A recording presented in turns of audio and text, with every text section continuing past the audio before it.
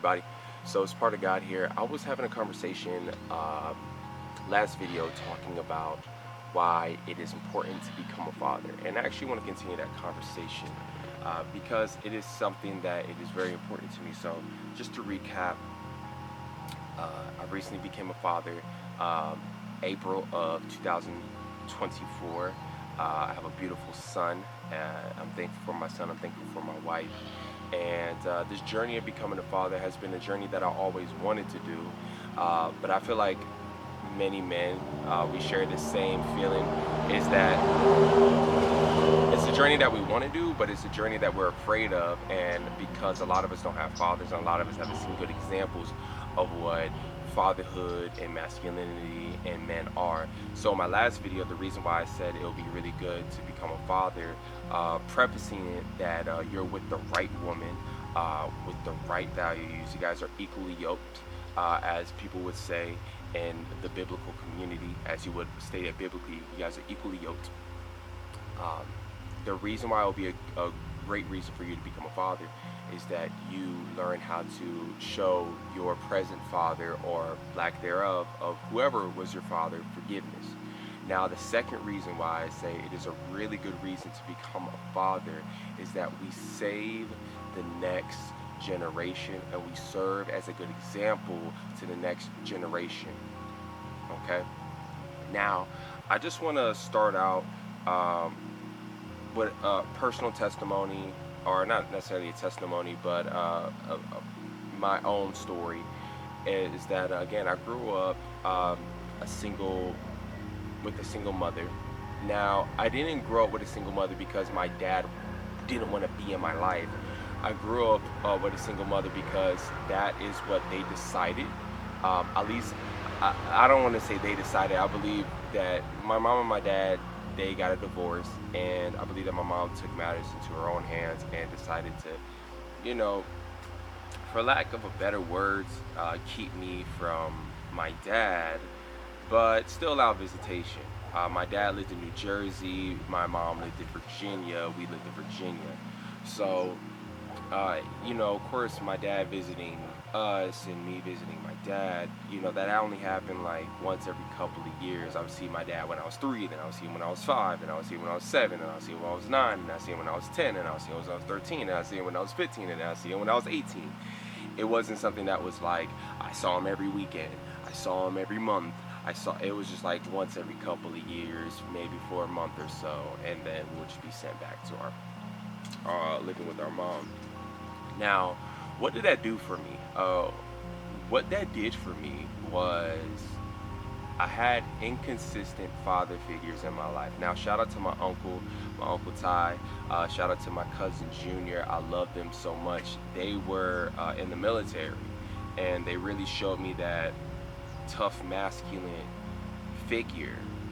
But the thing is about them is that, again, you only see your cousins like once a week, once a month, and then there was a falling out with my family where I didn't see my cousins and my uncles for years. And it wasn't until when I got older and became a teenager to a young adult to where I could reach out to them on my own. I have my own cell phone. I have my own means of transportation. I could see them on my own, to where I kept on that journey and that mentorship of masculinity. But a lot of my masculine figures, because I was living with my mom who worked and sent me to daycare and put video games in front of my face, my masculine figure was 50 Cent. I was interested in music at a very young age, so I'm listening to 50 Cent. I'm looking at the video game action figures. The kids in school that were popular because they were delinquent and they would get in trouble. So okay, I'm seeing how the girls react to this guy who's getting in trouble in school, who isn't academically smart or cool, or the kid who is selling drugs because he has money and the girls like him. Like, that's the kid that I want to look up to. And I was different. I didn't have a black man, a consistent black man in my life. My mom, she's Filipino and black, but if you see her, you would have thought she was Filipino or Hispanic. And with that, with being more racially ambiguous, my mom was with men of different races. So, I'd have a white man in my life for a bit. For 3 years she would date a white man, or she'd be with another white man. I never really seen her with black men after my dad. And I'm not trying to say that my mom, how some women, like, after they're done wrong with a black man, they just get, okay, I'm gonna go with a white woman, I'm gonna go with a different man of a different race. So, might have been my mom's disposition. I don't know. There's nothing wrong with interracial dating at all, but I feel as though when you have a child who is black or is mixed, I am mixed, I am Filipino and black, it's good to have someone who is, I believe that would really help, would be someone who is of the same race, of the same ethnicity, of the same background, of the same blood, to help that man navigate who he is, especially in a place like America, because America is so racially divided. America is so, it's so, if especially for us black folks, is that it gives us so many examples of why we're lesser than and inferior. And to have someone who is successful and black and is in your family member, who is close to you, who can give you proper mentorship and show as an example, it really establishes confidence in someone like myself. In my younger years, I didn't have that.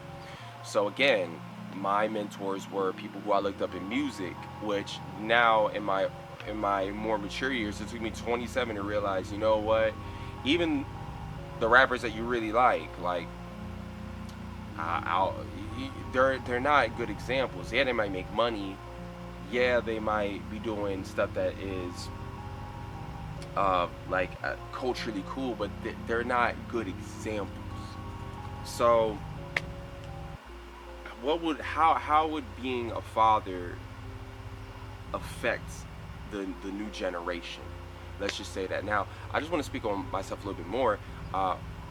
As a kid, I was very creative. I loved music. I loved working out. I loved poetry. I loved video games. I loved movies. I was very creative. I was creative. I loved working out, but I didn't like sports. And that was one of the things that always was like a weird, like, cognitive dissonance within me, because I'm a black man, but I don't do sports. Everybody be like, what sport do you play? I can't play bro. I tell you right now, I can't play basketball. I can't play baseball. I can't play football. I'm not really those. I'm not. And it's not because I'm not good at those sports. It's because I never really had someone to mentor me into the fundamentals and the mechanics of those sports. I probably would have been really good. Just never had that mentorship. So how can you being a father or me being a father help the next generation? For one, we serve as a consistent example of masculinity. Now, one thing that we hear all the time is toxic masculinity. Toxic masculinity. Women nowadays do not like men. And I believe that masculinity is evident. It's evident that masculinity is not it's not a loved concept, especially in modern America today, because we have increase of same-sex relationships. You have an increase of gender dysmorphia. We have an increase of black men in prison. We have an increase, and actually we could just shout out, we have an increase in abortion. Actually, let me just read this, and this is from congress.gov. So this isn't something that I'm whipping out. This is from congress.gov, and God willing, I'll put a screenshot in the video. So it says this: the abortion consumer. So let's speak on abortion. So abortion affects mainly the black community. Now let's say this: if women were married to a man who they waited to have sex with and that they really wanted to create a family with, would they get an abortion? Probably not. But why do we have women having abortions? Probably because they grew up without a father. They grew up without somebody to ground them. They grew up with bad examples of who men are, and they get with men who also didn't have fathers, so they never knew how to treat a woman. And then women don't have the father, so they never know how a man's supposed to treat them. And then you end up having sex. Why? Because sex makes you feel more complete. It helps out with the insecurities, whatever it is. It's maybe pushed upon you. It's propagated. Uh, so now, once you have this child, what do? You abort the child. And again, in my last video, I said you shouldn't do that. But let me just read the statistic. Disproportionately, the leading consumer of abortionist services is African American females. According to 2011 abortion surveillance report issued by the Center for Disease Control, black women make up 14% of childbearing population, yet obtain 36.2% of reported abortions. Black women have the highest abortion ratio in the country with 407 abortions per 1,000 live births. So that's dang near half of the babies that black women have, almost half of them, by 26 babies, only 26 babies off of half of them being aborted. And as men, we could solve this problem. Why? By being real men to these women, by being men of Christ, men of God, men of good example, raised by good examples. We can solve this problem, and I strongly have faith in that. And let's talk about the areas that are mainly populated by black people. I think I'm about to take that off.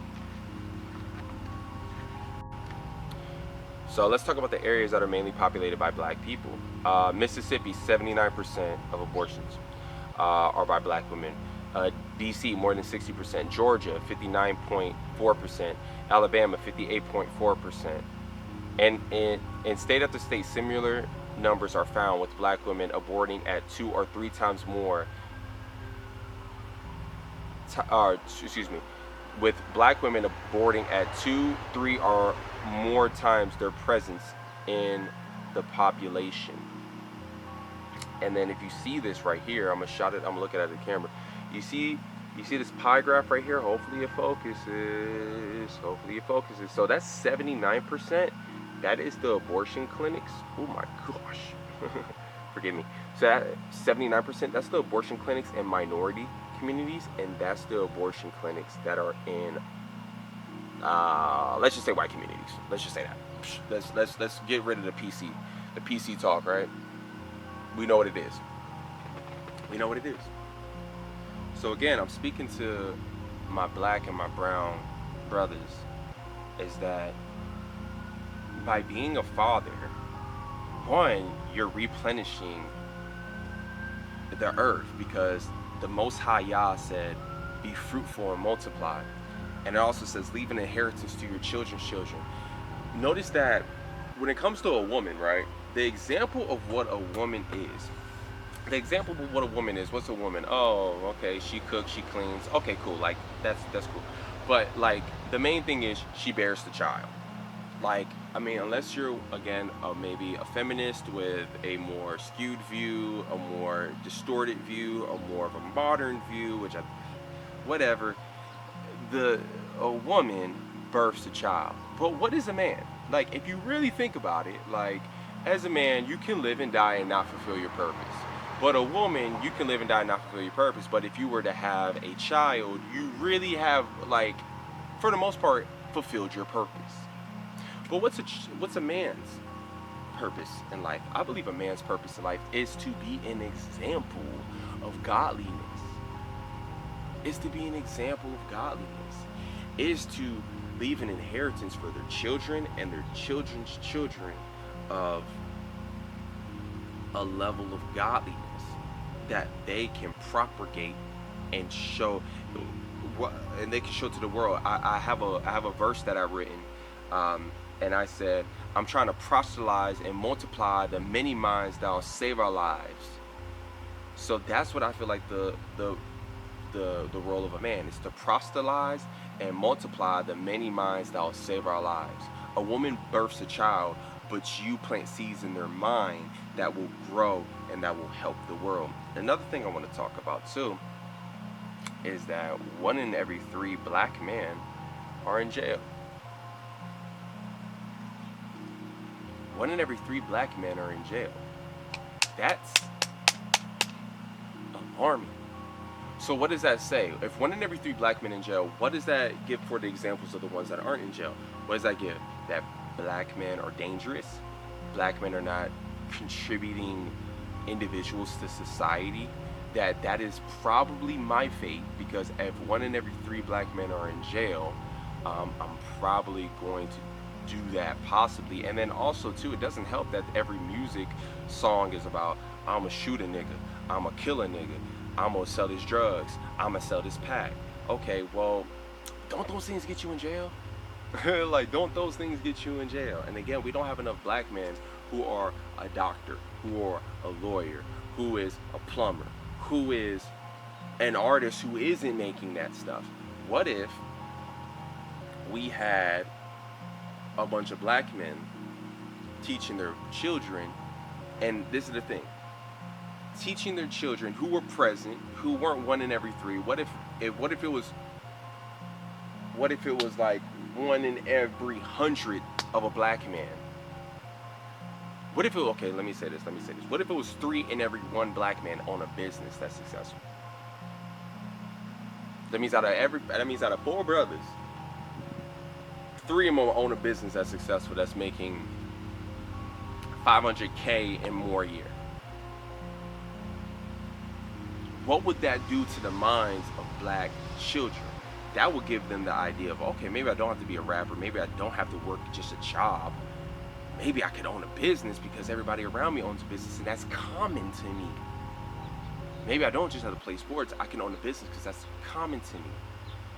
Now, if you watch Myron Golden, which I think everybody should, there's the 4 levels of value. The first level is implementation, a job. The second level is being a manager.